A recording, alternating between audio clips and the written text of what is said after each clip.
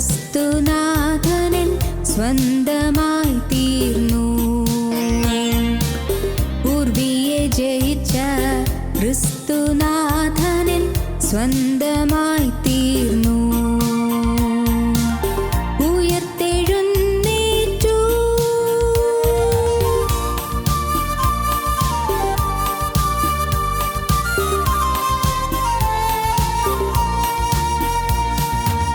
കല്ലറ തുറന്നിടവേ രാജസേവകർ ഭയന്നിടവേ വല്ലഭനീശു ഉയർത്തെഴുന്നേറ്റു. നിത്യമാം ജീവനെ നൽകിടുവാൻ വല്ലഭനീശു ഉയർത്തെഴുന്നേറ്റു. നിത്യമാം ജീവനെ നൽകിടുവാൻ ഉയർത്തെഴുന്നേറ്റു. ഹല്ലേലൂയ, ജയിച്ചെഴുന്നേറ്റു. പൂർവിയെ ജയിച്ച ക്രിസ്തുനാഥനൻ സ്വന്തമായി തീർന്നു. ഉയർത്തെഴുന്നേറ്റു.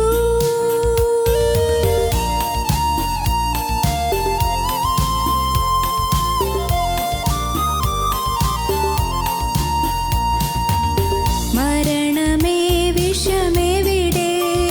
പാതാളമേ ജയമെവിടെ? മരണത്തെ ജയിച്ചവൻ ഉയർത്തെഴുന്നേറ്റു. പാതാള വൈരിയെ ജയിച്ചവനായി മരണത്തെ ജയിച്ചവൻ ഉയർത്തെഴുന്നേറ്റു. പാതാള വൈരിയെ ജയിച്ചവനായി ഉയർത്തെഴുന്നേറ്റു. ഹല്ലേലൂയ, ജയിച്ചെഴുന്നേറ്റു. പൂർവിയെ ജയിച്ച ക്രിസ്തുനാഥനൻ സ്വന്തമായി തീർന്നു. ഉയർത്തെഴുന്നേറ്റു.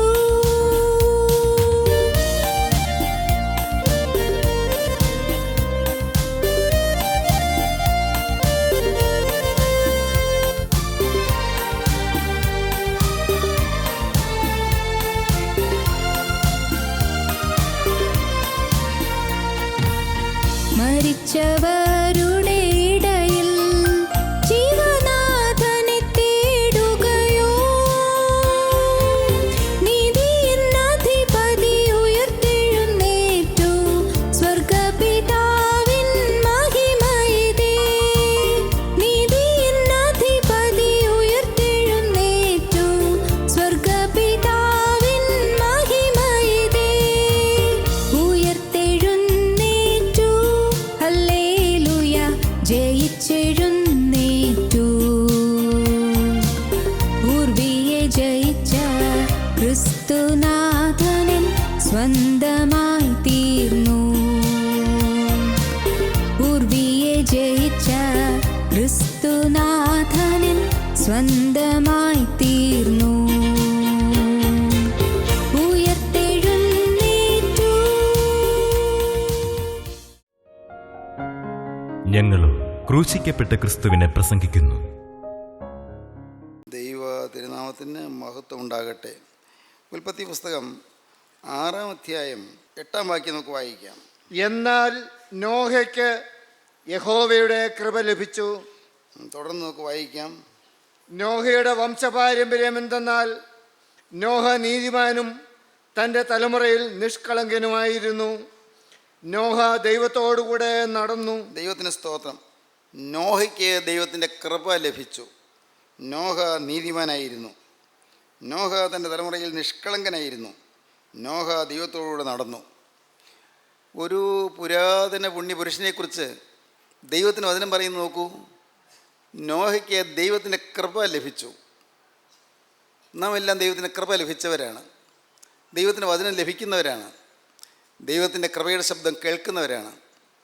ദൈവത്തിൻ്റെ ഉള്ളം നമ്മെക്കുറിച്ച് എന്താണോ പ്രതീക്ഷിക്കുന്നതെന്ന് നാം നിരന്തരം കേട്ടുകൊണ്ടിരിക്കുകയാണ്. ഈ ഭൂമിയിൽ അല്പായുസുകളായ മനുഷ്യർ, ചുരുങ്ങിയൊരു കാലം മാത്രം ഈ ഭൂമിയിൽ ജീവിക്കുന്ന മനുഷ്യർ ദൈവത്തിൻ്റെ ഒരു യുഗപദ്ധതിയുടെ ഭാഗമാണ് എന്ന് നാം ഗ്രഹിക്കുകയാണ്. യുഗപദ്ധതി, നിത്യനായ ദൈവം ഒരു യുഗപദ്ധതി ആവിഷ്കരിച്ചു, യുഗപദ്ധതി ആസൂത്രണം ചെയ്തു. അതിൽ ദൈവം നമ്മെ പ്രത്യേകിച്ച് കണ്ടെടുത്തു, ദൈവം നമ്മെ തിരഞ്ഞെടുത്തു, ദൈവം നമ്മെ പേർ ചൊല്ലി വിളിച്ചു, ദൈവം നമ്മെ മുന്നമേ നിയമിച്ചു, ദൈവം നമ്മെ സ്വന്തം കുടുംബത്തിലേക്ക് ദത്തെടുത്തു, ദൈവീയ കുടുംബത്തിലേക്ക് ദത്തെടുത്തു. ദൈവീയ കുടുംബത്തിലേക്ക് ദത്തെടുക്കാൻ ദൈവത്തിന് തിരുമനസ്സായി. നാം അതുകൊണ്ട് ദൈവത്തിന് കൃപ ലഭിച്ചതുകൊണ്ട് നാം നീതിമാന്മാരായി ജീവിക്കണം. ദൈവത്തിന് കൃപ ലഭിച്ചതുകൊണ്ട് നാം നിഷ്കളങ്കരായി ജീവിക്കണം. ദൈവത്തിൻ്റെ കൃപ ലഭിച്ചതുകൊണ്ട് നാം ദൈവത്തോടുകൂടി നടക്കണം. ദൈവത്തിൻ്റെ കൃപ ലഭിച്ചതുകൊണ്ട് നാം ദൈവത്തിൻ്റെ ഹിതം അനുഷ്ഠിക്കണം. നാം ദൈവത്തോട് കൂടെ നടക്കണം. നോഹ ദൈവത്തോടുകൂടി നടന്നു, ഹാനോക്ക ദൈവത്തോട് നടന്നു, നോഹ ദൈവത്തോട് നടന്നു. ദൈവത്തോട് നടക്കുക എത്ര പറഞ്ഞാലും തീരാത്തൊരു വിഷയമാണത്. ദൈവത്തോട് നടക്കുക, ജീവനുള്ള ദൈവത്തിൻ്റെ ആ സ്നേഹത്തിൻ്റെ സാന്നിധ്യം അനുഭവിച്ചുകൊണ്ട് നടക്കുക, ദൈവത്തിൻ്റെ കാരുണ്യ സ്പർശമേറ്റുകൊണ്ട് നടക്കുക, ദൈവത്തിൻ്റെ ഹിതം അറിഞ്ഞുകൊണ്ട് നടക്കുക, ദൈവത്തിൻ്റെ സ്വഭാവത്തിന് അനുരൂപമായി നടക്കുക, ജീവനുള്ള ദൈവത്തിൻ്റെ സ്നേഹം ആ സ്നേഹത്തിൽ ചേർന്ന് നടക്കുക, ജീവനുള്ള ദൈവത്തിൻ്റെ വിശുദ്ധിക്ക് ചേർന്ന് നടക്കുക. പ്രസംഗിക്കാൻ എളുപ്പമായ ഒരു വാക്കാണത്, പക്ഷേ അത്ര എളുപ്പമല്ല ജീവിതം. ദൈവത്തോട് നടക്കുക എന്ന് പറയുമ്പോൾ നമുക്ക് ദൈവികമല്ലാത്ത ഒന്നും നമ്മുടെ ജീവിതത്തിൽ വരാൻ പാടില്ല. ദൈവം പ്രസാദിക്കാത്ത ഒന്നും നമ്മുടെ ജീവിതത്തിൽ വരാൻ പാടില്ല. ജീവനുള്ള ദൈവം പ്രസാദിക്കുന്നൊരു ജീവിതമായിരിക്കും അത്. ദൈവം പ്രസാദിക്കുന്നൊരു ജീവിതം, അതെന്തൊരു ഭാഗ്യമാണത്. നോഹയ്ക്ക് ദൈവത്തിൻ്റെ കൃപ ലഭിച്ചു. പ്രിയപ്പെട്ടവരെ, നമുക്ക് ദൈവത്തിൻ്റെ കൃപ ലഭിച്ചിരിക്കുകയാണ്, വചനം ലഭിച്ചു. ദൈവം ഒരു മനുഷ്യന് പ്രത്യക്ഷമായി ദൈവം വചനം കൊടുത്തു, വചനം അരുളി ചെയ്തു. ദൈവത്തിൻ്റെ ശബ്ദം കേട്ടു നോഹ. ദൈവത്തിൻ്റെ നേരിട്ടുള്ള ശബ്ദം കേട്ട് ദൈവത്തിൻ്റെ ഹിതം ഗ്രഹിച്ച് നോഹ ദൈവത്തിൻ്റെ ഹിതത്തെ അനുസരിച്ചു, ദൈവത്തോടുകൂടി നടന്നു. നമുക്ക് ദൈവത്തിൻ്റെ കൃപ ലഭിച്ചിരിക്കുകയാണ്. കൃപ ലഭിച്ചു, ദൈവത്തിന് സ്തോത്രം. എന്താണ് കൃപ? നമുക്ക് അർഹതയില്ലാത്തത് നമുക്ക് ലഭിച്ചു. അർഹതയില്ലാത്ത ദൈവിക ദാനം, ഫ്രീ ഗിഫ്റ്റ് ഓഫ് ഗോഡ്. ദൈവത്തിൻ്റെ ഫ്രീ ഗിഫ്റ്റ്, സൗജന്യമായ ദാനം, അതാണ് നമുക്ക് ലഭിച്ചത്. നമ്മുടെ യോഗ്യത നോക്കിയല്ല നമുക്കിത് കിട്ടിയത്. ശ്രദ്ധിച്ച് നോക്കിയാൽ കാണാം, നമ്മുടെ ജീവിതത്തിലേക്ക് തിരിഞ്ഞ് ഒന്ന് ശ്രദ്ധിച്ച് നോക്കിയാൽ കാണാം, നാം ആരും ഈ ദൈവത്തിൻ്റെ നാമം ഉച്ചരിക്കാൻ പോലും യോഗ്യരല്ല. ദൈവനാമം ഉച്ചരിക്കാൻ പോലും യോഗ്യരല്ല. യേശുവിൻ്റെ നാമം ഉച്ചരിക്കാൻ പോലും നാം യോഗ്യരല്ല. മഹാപരിശുദ്ധനായ തേജോമയനായ ദൈവത്തിൻ്റെ നാമം ഉച്ചരിക്കാൻ ഞാനാര്? ദൈവം പരിശുദ്ധന്മാരിൽ പരിശുദ്ധനായി വിളങ്ങുന്നു, അടുത്തുകൂടാത്ത വെളിച്ചത്തിൽ വസിക്കുന്നു. സ്വർഗീയ സേനകൾ, തീക്കെടുത്ത മാലാഖമാർ, അഗ്നിമയന്മാരായ മാലാഖമാർ വിറയലോടെ നിന്നുകൊണ്ട് ദൈവം പരിശുദ്ധൻ പരിശുദ്ധൻ പരിശുദ്ധൻ എന്ന് ആഘോഷിച്ച് മഹത്വപ്പെടുത്തുന്ന നിത്യനായ ദൈവം, ആ തേജോമയനായ ദൈവം. ഒരു മനുഷ്യൻ ദൈവത്തെ കാണുക എന്ന് പറഞ്ഞാൽ പിന്നെ അവൻ ഭൂമിയിൽ ജീവനോടിരിക്കുകയില്ല. ദൈവത്തെ കാണണമെന്ന് വിചാരിച്ചാൽ പോലും സാധിക്കുകയില്ല. കണ്ടാൽ പിന്നെ ഭൂമിയിൽ കാണുകയില്ല, ഭൂമിയിൽ ജീവനോടിരിക്കുകയില്ല. ദൈവത്തിൻ്റെ ശബ്ദം കേൾക്കുക, ദൈവത്തോട് നടക്കുക. ദൈവത്തിൻ്റെ ശബ്ദം നോഹ കേട്ടു, ദൈവത്തിൻ്റെ വചനം നോഹയ്ക്ക് ലഭിച്ചു. ദൈവത്തിൻ്റെ വചനം എന്തായിരുന്നു? വരാൻ പോകുന്ന വലിയ ശിക്ഷയെക്കുറിച്ചുള്ള മുന്നറിയിപ്പാണ്. ദൈവത്തിന് വചനം എന്നും മുന്നറിയിപ്പ് തരുന്നതാണ്. മുന്നറിയിപ്പുകൾ, ഇപ്പോൾ നീ പോകുന്ന പോക്കിൽ പോയാൽ അപകടത്തിലേക്കാണ് എന്നുള്ള മുന്നറിയിപ്പ്. അത് ശവിക്കുന്നതല്ലത്, നമ്മെ മാറ്റിക്കളയുന്നതല്ലത്, നമ്മെ തരം താഴ്ത്തുന്നതല്ലത്. അത് നമ്മെ ഉയർത്തിയെടുക്കുന്നതാണ്, നമുക്ക് നവോന്മേഷം പകരുന്നതാണ്, പുതുജീവൻ പകരുന്നതാണ്, പുതിയ ചൈതന്യം പകരുന്നതാണ്. ദൈവത്തിൻ്റെ ശബ്ദം വരാനിരിക്കുന്ന ഭീകരമായ ശിക്ഷാവിധിയെക്കുറിച്ചുള്ള മുന്നറിയിപ്പുകളാണ്. നോഹയ്ക്ക് ദൈവത്തിൻ്റെ കൃപ ലഭിച്ചു. വലിയ ശിക്ഷ വരാൻ പോകുന്നു. ഈ ഭൂമി മുഴുവനും ജലത്തിനടിയിലാകാൻ പോകുന്നു. വലിയൊരു പ്രളയം ഉണ്ടാകും. സാധാരണഗതിയിൽ വിശ്വസിക്കാൻ സാധ്യമല്ലാത്ത കാര്യമാണെങ്കിലും നോഹ അത് വിശ്വസിച്ചു. നോക്കൂ, വേദപുസ്തകത്തിലെ പുരാതന പുണ്യാത്മാക്കളെ ആരെല്ലാം നിങ്ങൾ കണ്ടിട്ടുണ്ടോ, നിങ്ങൾ വായിച്ചിട്ടുണ്ടോ? അവരെല്ലാം ദൈവത്തിൻ്റെ വചനം ചോദ്യം ചെയ്യാതെ അനുസരിച്ചവരാണ്, വിശ്വസിച്ചവരാണ്. വിശ്വസിച്ചു, വചനം വിശ്വസിക്കുക. നോഹയ്ക്ക് അതിനുള്ള കൃപയാണ് ലഭിച്ചത്. വചനം വിശ്വസിച്ചു. ഒന്നും അറിയാൻ പാടില്ലാത്ത കാര്യം, മഴ ഭൂമിയിൽ പെയ്തിട്ടില്ല, ഭൂമി മഞ്ഞുകൊണ്ട് മാത്രം, ഭൂമിയിൽ നിന്ന് മഞ്ഞ് പൊങ്ങി ഭൂമി നനഞ്ഞുകൊണ്ടിരുന്നു. മഴയെന്നത് എന്താണെന്ന് പോലും അറിയാൻ പാടില്ല. അങ്ങനെയൊന്നും ഭൂമിയിൽ ഉണ്ടായിട്ടില്ല. അതൊരു അത്ഭുത പ്രതിഭാസമാണ്. അതിനെക്കുറിച്ചാണ് നോഹയ്ക്ക് അരുളപ്പാട് കിട്ടിയത്. ദൈവം പറഞ്ഞു, നോഹ വിശ്വസിച്ചു. ദൈവത്തിന് സ്തോത്രം. വിശ്വസിക്കുക, അതൊരു വലിയ ഭാഗ്യമാണ്. വിശ്വസിക്കുക. നോഹ ദൈവത്തിൻ്റെ വചനം വിശ്വസിച്ചു. നോഹ ദൈവത്തിൻ്റെ വചനം വിശ്വസിച്ചു. വചനം വിശ്വസിച്ചത് എങ്ങനെ തെളിയും? നോഹ അനുസരിച്ചു. നമുക്ക് വചനം കിട്ടുന്നു, ഈ വചനം വിശ്വസിക്കുക. ഒരു വിശ്വാസം കൂടാതെ നമുക്ക് ദൈവത്തെ പ്രസാദിപ്പിക്കാൻ കഴിയുകയില്ല. ദൈവത്തിൻ്റെ അടുക്കൽ വരുന്നവൻ ദൈവം ഉണ്ട് എന്നും തന്നെ അന്വേഷിക്കുന്നവർക്ക് പ്രതിഫലം കൊടുക്കുന്നതെന്ന് വിശ്വസിക്കേണ്ടതല്ലോ. ഇബ്രാഹിം ലേഖനം 11-ാം അധ്യായം. ദൈവത്തിൻ്റെ അടുക്കൽ വരുന്നവൻ ദൈവം ഉണ്ട് എന്ന് വിശ്വസിക്കണം. തന്നെ അന്വേഷിക്കുന്നവർക്ക് പ്രതിഫലം കൊടുക്കുന്നതെന്ന് വിശ്വസിക്കണം. നിങ്ങൾ ഒരു കാര്യം പ്രാർത്ഥനയ്ക്ക് നിങ്ങൾ ദൈവസന്നിധിയിൽ കൊണ്ടുവന്നു, പ്രാർത്ഥിച്ചു. നിങ്ങൾ വിശ്വസിക്കണം, ഞാനിത് ദൈവഹിതപ്രകാരമായി ഞാൻ പ്രാർത്ഥിച്ചതാണെങ്കിൽ എനിക്ക് ലഭിച്ചിരിക്കും. ഈ ഞാൻ പ്രാർത്ഥിക്കുന്ന വിഷയം എൻ്റെ കർത്താവിൻ്റെ ഹിതമാണെങ്കിൽ എനിക്ക് ഏറ്റവും നല്ലത് കർത്താവ് തരും. ഇത് എൻ്റെ ജീവിതത്തിൽ സംഭവിക്കും. വിശ്വസിച്ചുകൊണ്ട് നാം ചെല്ലണം. വെറുതെ അന്ധമായി വിശ്വസിക്കുകയല്ല. നാം ദൈവത്തിൻ്റെ വചനത്തിൻ്റെ ശക്തിയിൽ വിശ്വസിക്കുകയാണ്. ദൈവത്തിൻ്റെ അപ്രമേയ ശക്തിയിൽ വിശ്വസിക്കുകയാണ്. ദൈവത്തിൻ്റെ അളവില്ലാത്ത ശക്തിയിൽ നാം വിശ്വസിക്കുകയാണ്. നിത്യനായ ദൈവത്തെ നാം വിശ്വസിക്കുന്നു. ദൈവത്തിന് സ്തോത്രം. നോക്കൂ, ആരെല്ലാം ആത്മീയമായി വളർന്നിട്ടുണ്ടോ അവരെല്ലാം വിശ്വാസികളായിരുന്നു. അവർ ദൈവത്തിൻ്റെ വചനം വിശ്വസിച്ചവരായിരുന്നു. വചനം വിശ്വസിക്കാതെ ഒരിക്കലും നമുക്ക് രക്ഷപ്പെടാൻ സാധിക്കുകയില്ല. ദൈവത്തിൻ്റെ ശബ്ദം കേട്ട്, ദൈവത്തിൻ്റെ വചനം കേട്ട്, വചനം വിശ്വസിക്കാതെ, സ്വീകരിക്കാതെ, അനുസരിക്കാതെ ആർക്കും ദൈവരാജ്യത്തെത്താൻ സാധിക്കുകയില്ല. നോഹ ദൈവത്തെ വിശ്വസിച്ചു, നോഹ ദൈവത്തെ അനുസരിച്ചു, നോഹ ദൈവത്തിൻ്റെ വചനം സ്വീകരിച്ചു, നോഹ വചനപ്രകാരം പ്രവർത്തിച്ചു. എങ്ങനെയാണ്? പെട്ടകം ഉണ്ടാക്കുക എന്ന് ദൈവം പറഞ്ഞു. ആളുകൾ അടക്കം പറഞ്ഞു കാണും, ഒരു പുതിയ ബോട്ട്. ഇതെന്ത് സാധനം? അത് ബോട്ടെന്ന് പറഞ്ഞാൽ സാധാരണഗതിയിൽ വെള്ളത്തിൽ കൂടി പോകുന്ന സാധനമല്ലേ. പക്ഷേ ഇവിടെ വെള്ളം എവിടെ? ഇവിടെ കരയ്ക്ക് വെള്ളമില്ലല്ലോ. ഇവിടെ ഈ കരയിൽ ഇങ്ങനെ ഒരു ബോട്ട് ഉണ്ടാക്കി വെച്ചിട്ട് എന്താ കാര്യം? ആളുകൾ പരസ്പരം അടക്കം പറഞ്ഞു. നോഹയെ പരിഹസിച്ചു, നോഹയെ കളിയാക്കി, നോഹയെ പുച്ഛിച്ചു, നോഹയ്ക്ക് കിറുക്കാണെന്ന് പോലും പറഞ്ഞു. ആർക്കും മനസ്സിലായില്ല. ഈ പെട്ടകം പണിയുന്ന ആശാരിമാർ പോലും അവർ പണിയുന്നതിനിടയ്ക്ക് പരസ്പരം പുഞ്ചിരിച്ചുകൊണ്ട്, ഹാസ്യാത്മകമായി പുഞ്ചിരിച്ചുകൊണ്ട് അവർ പണി തുടർന്നു. അവർക്ക് പോലും ഇതൊന്നും ഒരു വിശ്വാസമായില്ല. എന്തിനാണ് പണിയുന്നവർക്ക് അറിഞ്ഞുകൂടാ. പ്രളയം വരുമെന്ന് പറഞ്ഞാൽ അവർക്ക് വിശ്വാസമില്ല. പെട്ടകം പണിതുകൊണ്ടിരുന്നു, നോഹ പ്രസംഗിച്ചു കൊണ്ടിരുന്നു, നോഹ ദൈവത്തിൻ്റെ വചനം പറഞ്ഞുകൊണ്ടിരുന്നു, ലഭിച്ച വചനം ജനത്തിന് കൊടുത്തുകൊണ്ടിരുന്നു. ശ്രദ്ധിക്കേണ്ട കാര്യമാണ്. ഒരു വിശ്വാസി അവന് ലഭിച്ച വചനം മറ്റുള്ളവർക്ക് പകർന്നു കൊടുക്കണം. സൗജന്യമായി നിങ്ങൾക്ക് ലഭിച്ചു, സൗജന്യമായി കൊടുപ്പീൻ. നമുക്ക് സൗജന്യമായിട്ടാണ് ഈ രക്ഷ കിട്ടിയത്. അതാണ് സുവിശേഷ വേലയുടെ തന്നെ വാസ്തവത്തിലുള്ളതായ പ്രേരക ശക്തി. നമുക്ക് വചനം കിട്ടി, ആ വചനം മറ്റുള്ളവർക്ക് പകർന്നു കൊടുക്കാൻ നാം തയ്യാറാകണം. നമുക്കൊരു അനുഗ്രഹം കിട്ടി, ആ അനുഗ്രഹം മറ്റുള്ളവർക്ക് പങ്കുവയ്ക്കാൻ നാം തയ്യാറാകണം. പ്രിയപ്പെട്ടവർ, നാം അങ്ങനെ ചെയ്യുന്നുണ്ടോ? മറ്റുള്ളവർക്ക് നമുക്ക് ലഭിച്ച അനുഗ്രഹങ്ങൾ പങ്കുവയ്ക്കാൻ, നമുക്ക് കിട്ടിയ അനുഗ്രഹങ്ങളും അനുഭവങ്ങളും പങ്കുവയ്ക്കാൻ നാം തയ്യാറാകുന്നുണ്ടോ? ഈ മഹാഭാഗ്യം എനിക്ക് ലഭിച്ചു, വലിയൊരു മഹാഭാഗ്യം. എന്താണത്? എൻ്റെ കർത്താവെ, പ്രളയത്തിൽ നിന്ന് രക്ഷപ്പെടാനുള്ള ഭാഗ്യം, അഗ്നിപ്രളയത്തിൽ നിന്ന് രക്ഷപ്പെടാനുള്ള ഭാഗ്യം, നിത്യന്യായവിധിയിൽ നിന്ന് രക്ഷപ്പെടാനുള്ളതായ ഭാഗ്യം, നിത്യശിക്ഷാവിധിയിൽ നിന്ന് രക്ഷപ്പെടുവാനുള്ളതായ ഭാഗ്യം. എൻ്റെ കർത്താവെ, ഇത് എനിക്ക് നീ സൗജന്യമായി തന്നു. ഇതാ കർത്താവെ, ഞാനിത് മറ്റുള്ളവർക്ക് സൗജന്യമായി കൊടുക്കുകയാണ്. കർത്താവിൻ്റെ ശിഷ്യന്മാരോട് പറഞ്ഞു, സൗജന്യമായി നിങ്ങൾ ലഭിച്ചു, സൗജന്യമായി കൊടുപ്പീൻ. സൗജന്യമായി ലഭിച്ചതാണ്, സൗജന്യമായി കൊടുക്കണം. ദൈവത്തിന് സ്തോത്രം. പ്രിയപ്പെട്ടവരെ, നമുക്കുള്ള ആരോഗ്യം ദൈവം തന്ന ദാനമല്ലേ? നമുക്കുള്ള വിദ്യാഭ്യാസം ദൈവം തന്ന ദാനമല്ലേ? നമുക്കിന്നുള്ള ധനം ദൈവം തന്ന ദാനമല്ലേ? നമ്മുടെ ഇന്നത്തെ വരുമാനം ദൈവം തന്ന ദാനമല്ലേ? നമ്മുടെ ഭാര്യ അല്ലെങ്കിൽ നമ്മുടെ ഭർത്താവ് ദൈവം തന്ന ദാനമല്ലേ? നമ്മുടെ മക്കൾ ദൈവം തന്ന ദാനമല്ലേ? എല്ലാം ദൈവത്തിൻ്റെ ദാനമാണ്. ദൈവം തന്ന ദാനങ്ങൾ അത് എൻ്റേതായി ഞാൻ പിടിച്ചു വയ്ക്കരുത്. എൻ്റേതെന്ന് പറഞ്ഞ് ഞാൻ പിടിച്ചു വയ്ക്കരുത്, ദൈവത്തിൻ്റേതാണ്. അതുകൊണ്ട് നമുക്കുള്ളതൊന്നും നമ്മുടേതല്ല. അതിനുടമസ്ഥൻ സ്വർഗത്തിലാണ്, നിത്യനായ ദൈവമാണ്. എന്തെല്ലാം നമുക്കിന്നുണ്ടോ അതിൻ്റെ മുഴുവൻ ഉടമസ്ഥൻ ദൈവമാണ്.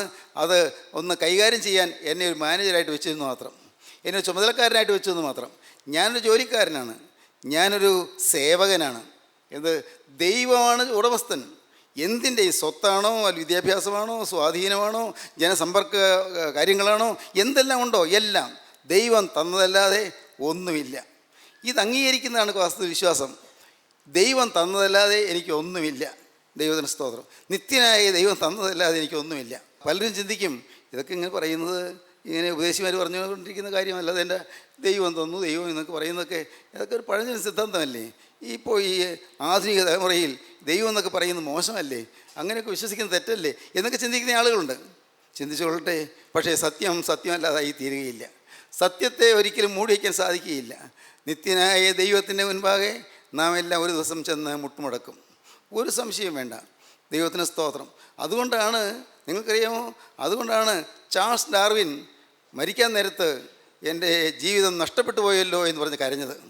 ചാൾസ് ഡാർവിൻ, മനുഷ്യൻ കുരങ്ങ് മൂത്ത് മനുഷ്യനായി തീർന്നതാണെന്ന് പറഞ്ഞ് ചാൾസ് ഡാർവിൻ മനുഷ്യൻ്റെ ഈ രൂപപരിണതിയെക്കുറിച്ച്, രൂപപരിണാമത്തെക്കുറിച്ച്, അതിനെക്കുറിച്ച് ആദ്യമായി ഒരു കാര്യം കണ്ടുപിടിച്ച ശാസ്ത്രജ്ഞനായ ചാൾസ് ഡാർവിൻ, അദ്ദേഹം എഴുതിയ ദ തിയറി ഓഫ് എവല്യൂഷൻ എന്ന് പറയുന്ന പുസ്തകം വളരെ പ്രസിദ്ധമാണ്. തിയറി ഓഫ് എവല്യൂഷൻ, പരിണാമ സിദ്ധാന്തം. ഇങ്ങനെ വാനരൻ മൂത്തു വാൽ പോയി നരനായി, വാനവനാകാൻ മുതിരുകയായി എന്നായിരുന്നു ചാൾസ് ഡാർവിൻ്റെ സിദ്ധാന്തം. വാനരൻ മൂത്തു വാൽ പോയി നരനായി, ഇനി വാനവനാകും, സൂപ്പർമാനാകും. ഇതൊക്കെയാണ് ചാൾസ് ഡാർവിൻ പറഞ്ഞു വെച്ചത്. എന്തോ ഒരു വിഡ്ഢിത്തമായി പോയി ഞാൻ പറഞ്ഞത്, എന്തോ ഒരു അബദ്ധമായിപ്പോയി ഞാൻ പറഞ്ഞത്. ഏതാണ്ട് ശാസ്ത്രത്തിൻ്റെ ഏതോ ഒരു മൂലയിൽ ഞാൻ പിടിച്ചുകൊണ്ട് എന്തെല്ലാമാണ് ഞാൻ വിഡ്ഢിത്തം പറഞ്ഞു പോയത്. ശാസ്ത്രജ്ഞനായ ചാൾസ് ഡാർവിൻ അവസാനം മരിക്കാൻ നേരത്ത്, അയ്യോ എൻ്റെ കാലങ്ങൾ ഞാൻ നഷ്ടപ്പെടുത്തിയല്ലോ, അയ്യോ എൻ്റെ കാലങ്ങൾ നഷ്ടപ്പെടുത്തിയല്ലോ. പ്രിയപ്പെട്ടവരെ, നിങ്ങൾക്കറിയാമോ, വോൾട്ടയർ എന്ന് പറയുന്ന നിരീശ്വരൻ, ദൈവമില്ല എന്ന് പഠിപ്പിച്ച മനുഷ്യൻ, ദൈവമില്ല എന്ന് പ്രസംഗിച്ച മനുഷ്യൻ, അദ്ദേഹം ഒരു വലിയ താത്വികനായിരുന്നു, തത്വശാസ്ത്രജ്ഞനായിരുന്നു, വലിയ ദാർശനികനായിരുന്നു. പക്ഷേ അദ്ദേഹം അവസാനം മരിക്കാറായി കിടന്നപ്പോൾ അദ്ദേഹം ഏങ്ങലടിച്ച് കരഞ്ഞു.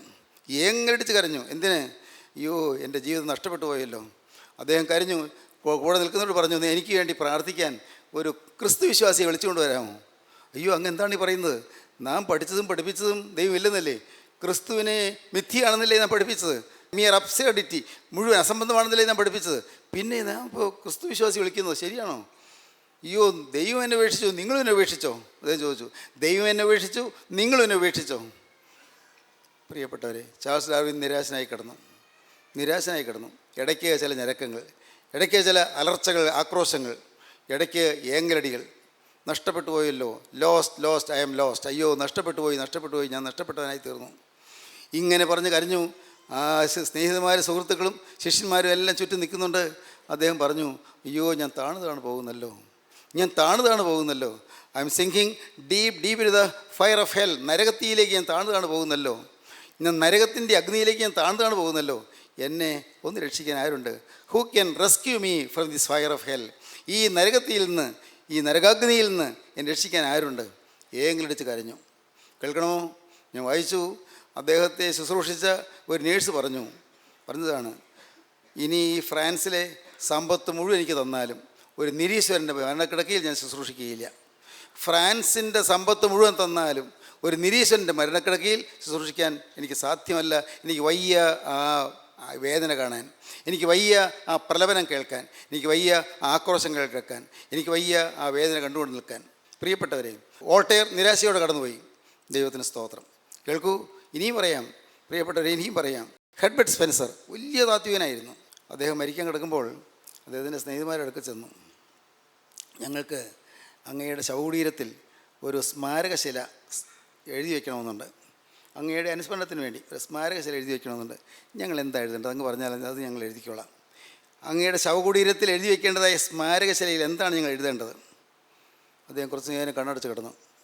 കണ്ണിൻ്റെ കടക്കണ്ണിൽ കണ്ണീർ ഉറന്നുകൂടി. പയ്യെ കണ്ണ് നനഞ്ഞ് താഴോട്ട് ഒഴുകാൻ തുടങ്ങി. അദ്ദേഹം അല്പം വിതുമ്പിക്കൊണ്ട് പറഞ്ഞു, 2 വാക്ക് എഴുതിയാൽ മതി.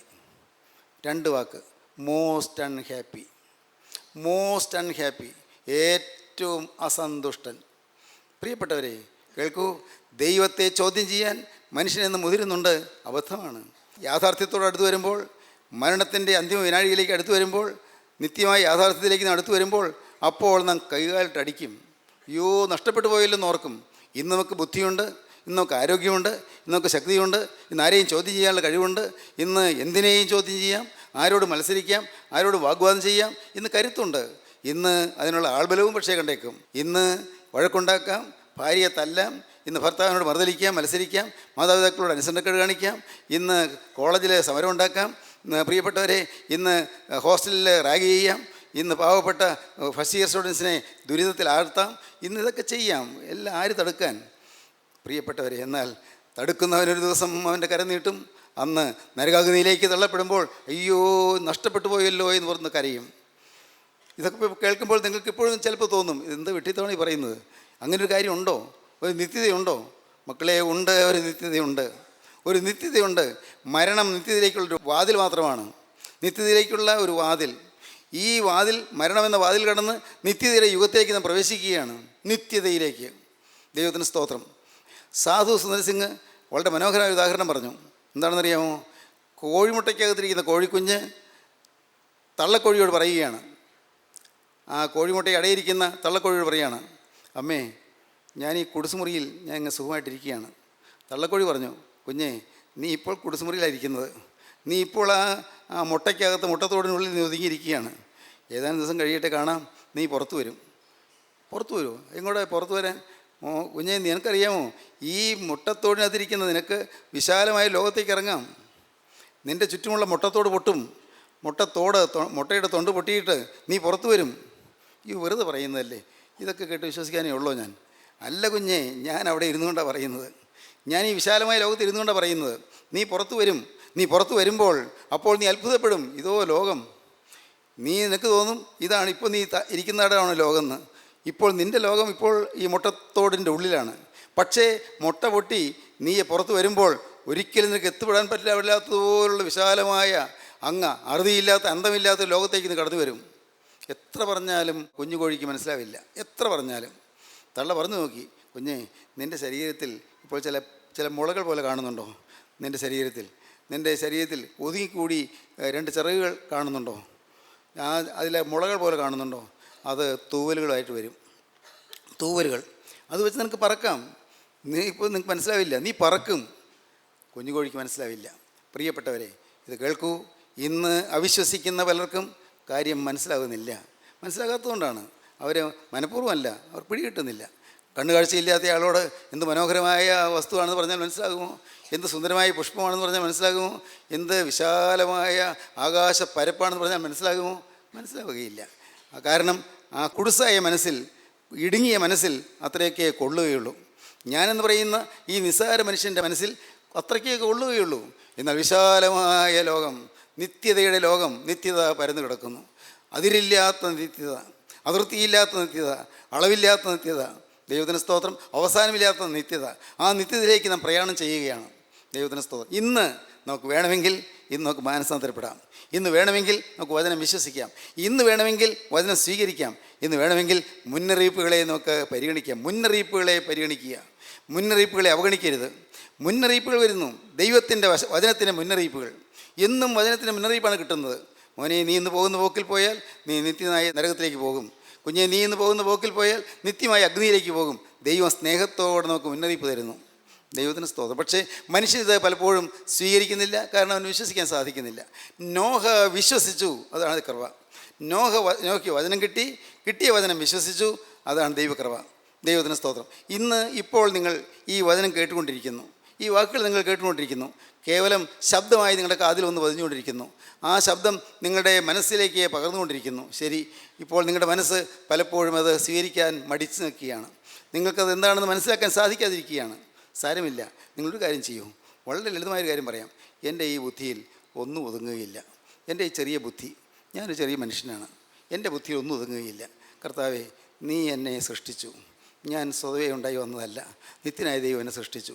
ഈ ഭൂമി ഇത്രയും കാലം ഞാൻ ജീവിച്ചു. കർത്താവേ, ഞാൻ ഒരു കാര്യം വിശ്വസിക്കുന്നു, നീ എന്നെ സ്നേഹിക്കുന്നു.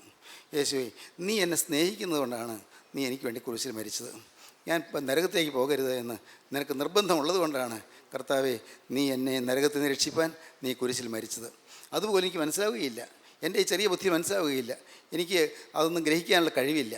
പക്ഷേ ഞാൻ ഒന്ന് വിശ്വസിക്കുന്നു. കർത്താവേ, നിൻ്റെ ഈ വചനം, ഈ എഴുതപ്പെട്ട വചനം സമ്പൂർണ്ണ സത്യമാണ്. ഈ വചനം കർത്താവേ, എത്ര നാൾ പോയാലും ഈ വചനം പോവുകയില്ല. എത്ര നാളുകൾ കഴിഞ്ഞാലും ഈ വചനം തീരുകയില്ല. ഈ വചനം ആകാശം ഭൂമി ഒഴിഞ്ഞു പോകും. ദൈവത്തിൻ്റെ വചനത്തിൻ്റെ ഒരു വള്ളിയെങ്കിലും പുള്ളിയെങ്കിലും മാഞ്ഞു പോകുകയില്ല. കർത്താവെ, ഞാൻ വിശ്വസിക്കുന്നു. അതുകൊണ്ട് കർത്താവെ, ഞാനിപ്പോൾ തിരുമുൻപാകെ ഒരു കാര്യം ഏറ്റു പറയുന്നു. ഞാനൊരു പാപിയായ മനുഷ്യനാണ്. എനിക്കിതൊന്നും മനസ്സിലാവുകയില്ല. ഞാൻ കേവലം നിസ്സാരനായ ഒരു മനുഷ്യനാണ്. എൻ്റെ ബുദ്ധിയിൽ ഇതൊന്നും ഒതുങ്ങുകയില്ല. കർത്താവെ, ഞാൻ നിന്നോടൊരു കാര്യം മാത്രം പറയുന്നു. വളരെ ലളിതമായൊരു കാര്യം പറയുന്നു. എൻ്റെ അറിവില്ലായ്മയിൽ ഞാൻ പറയുകയാണ്. എൻ്റെ നിസ്സാരതയിൽ ഞാൻ പറയുകയാണ്. കർത്താവെ, ഞാനൊരു പാപിയായ മനുഷ്യൻ. എങ്കിലും നീ എന്നെ സ്നേഹിക്കുന്നു. നീ എന്നെ സ്നേഹിക്കുന്നു. കർത്താവെ, ഞാൻ നിന്നെ അറിയാതിരിക്കുമ്പോഴും നീ എന്നെ പേർ ചൊല്ലി വിളിച്ചുകൊണ്ടിരിക്കുന്നു. ഞാൻ നിന്നെ വിളിക്കാതിരിക്കുമ്പോഴും നീ എന്നെ സ്നേഹിച്ചു കൊണ്ടിരിക്കുന്നു. ഞാൻ പ്രാർത്ഥിക്കാതിരിക്കുമ്പോഴും നീ എന്നെ സ്നേഹിച്ചു കൊണ്ടിരിക്കുന്നു. പാപത്തിൻ്റെ ഇമ്പങ്ങളിലേക്ക് പോയിക്കൊണ്ടിരിക്കുമ്പോഴും നീ എന്നെ സ്നേഹിച്ചു കൊണ്ടിരിക്കുന്നു. കർത്താവെ, ഞാനത് വിശ്വസിക്കുന്നു. വാസ്തവമായും വിശ്വസിക്കുന്നു. യേശുവേ, നീ എന്നെ സ്നേഹിക്കുന്നു. നിത്യനായ ദൈവോത്ര അവിടെ സ്വർഗം ചായച്ച് ഈ ഭൂമിയിലേക്ക് ഇറങ്ങി വന്നതും അവിടുന്ന് ക്രൂശിൽ ത്യാഗമരണം മരിച്ചതും എനിക്ക് വേണ്ടിയാണെന്ന് ഞാൻ വിശ്വസിക്കുന്നു. പാപിയായ എന്നെ കോരിയെടുക്കാനാണ് നീ ക്രൂശിൽ മരിച്ചതെന്ന് ഞാൻ വിശ്വസിക്കുന്നു. എനിക്ക് മറ്റൊന്ന് അറിഞ്ഞുകൂടെ കർത്താവേ. ഞാൻ വിശ്വസിക്കുന്നു. നിൻ്റെ വചനം അങ്ങനെ പറയുന്നു. അതുകൊണ്ട് ഞാൻ വിശ്വസിക്കുന്നു. നീ എനിക്ക് വേണ്ടി ക്രൂശിൽ മരിച്ചു. ഞാൻ ഏൽക്കേണ്ട ശിക്ഷ നീ എനിക്ക് പകരമായിട്ട് ഏറ്റു. ഞാനാണ് ശിക്ഷ ഏൽക്കേണ്ടിയിരുന്നത്. അവിടുന്ന് കുറ്റമില്ലാത്തവനാണ്, അവിടുന്ന് പാവമില്ലാത്തവനാണ്, അവിടുന്ന് ശിക്ഷ ഏൽക്കേണ്ട ആവശ്യമുള്ളവനല്ല. പക്ഷേ ആ ശിക്ഷയല്ല നീ ഏറ്റത്, എൻ്റെ പാവത്തിൻ്റെ ശിക്ഷ നീ വഹിച്ചതാണ്. അത് ഞാൻ വിശ്വസിക്കുന്നു. കർത്താവേ, ഈ എളിയ വിശ്വാസത്തോടെ ഞാൻ തിരുവൻപാകെ കടന്നു വരികയാണ്. കർത്താവേ, ഇപ്പോൾ നീ എന്നെ പാപത്തിൻ്റെ ആ അഗാധമായ കുഴിയിൽ നിന്ന് എന്നെ നീ വലിച്ചു കയറ്റണം. കർത്താവേ, ലോക ഇമ്പങ്ങളുടെ കുഴിയിൽ നിന്ന് നീ എന്നെ വലിച്ചു കയറ്റണം. ലോക സുഖങ്ങളുടെ കുഴിയിൽ നിന്ന് നീ എന്നെ വലിച്ചു കയറ്റണം. പിശാചിൻ്റെ വലയിൽ നിന്ന് നീ എന്നെ വിടുവിക്കണം. സാത്താനെ ബന്ധിച്ചിട്ടിരിക്കുന്ന പൈശാചികമായ ബന്ധനത്തിൽ നിന്ന് നീ എനിക്ക് മോചനം തരണം. കർത്താവേ, അതുകൊണ്ട് ഞാൻ ആശയോടെ മുമ്പ് വരികയാണ്. എൻ്റെ സഹോദരങ്ങളെ, ഇപ്പോൾ നിങ്ങൾ ഇരിക്കുന്നിടത്ത് ഇരുന്നു കൊണ്ട് ദൈവത്തോടൊരു വാക്ക് പറയും. കർത്താവേ, എനിക്കൊന്നും അറിഞ്ഞുകൂടാ. കർത്താവേ, ഞാനൊരു പാവപ്പെട്ട മനുഷ്യൻ, എനിക്കൊന്നും അറിഞ്ഞുകൂടാ. ഏതാണ്ടെല്ലാം അറിയാമെന്ന് ഞാൻ ധരിച്ചതെല്ലാം വലിയ അബദ്ധമായിപ്പോയി. കർത്താവേ, ഒന്നും അറിയാത്തവനായി തിരുമുമ്പായി ഞാൻ വന്നിരിക്കുന്നു. എനിക്ക് നീ ഒരു ഉപകാരം ചെയ്തു തരണം. നീ സർവശക്തനായ ദൈവമല്ലോ, നീ എനിക്ക് വേണ്ടി ക്രൂശിൽ മരിച്ചു എന്ന് ഞാൻ വിശ്വസിച്ചുകൊണ്ട് വരുന്നു. എന്നെ നീ രക്ഷിക്കണം. കർത്താവേ, ഈ അന്ധകാരത്തിൻ്റെ ഭീകരമായ നരകത്തിൻ്റെ ദുരിതത്തിൽ നിന്ന് എന്നെ നീ രക്ഷിക്കണം. കർത്താവേ, പൈശാചിക ശക്തിയുടെ പിടിയിൽ നിന്ന് നീ എനിക്ക് മോചനം തരണം. ദുഷ്ടപിശാചികൾ എന്നെ തടഞ്ഞു വെച്ചിരിക്കുന്നു. പൈശാചിക സേനകൾ എന്നെ വലയം ചെയ്തിരിക്കുന്നു. കർത്താവേ, ദുരാത്മാക്കൾ എന്നെ വലയം ചെയ്ത് നിൽക്കുന്നു. കർത്താവേ, ഭീകരമായ ബന്ധനങ്ങൾ എന്നെ കെട്ടി മുറുക്കിയിട്ടിരിക്കുന്നു. കർത്താവേ, എനിക്ക് ബന്ധനം മോചിച്ച് എൻ്റെ ബന്ധനങ്ങളെ അഴിച്ച് എനിക്ക് കർത്താവേ ഒരു സ്വാതന്ത്ര്യം തരണമേ. എനിക്ക് സ്വതന്ത്രനായി നിന്നുകൊണ്ട് നിന്നെ സ്തുതിപ്പാനുള്ള കൃപ തരണമേ. കർത്താവേ, പാപങ്ങളെല്ലാം കഴുകി തരണമേ. യേശുവേ, ഞാനൊന്ന് വിശ്വസിക്കുന്നു.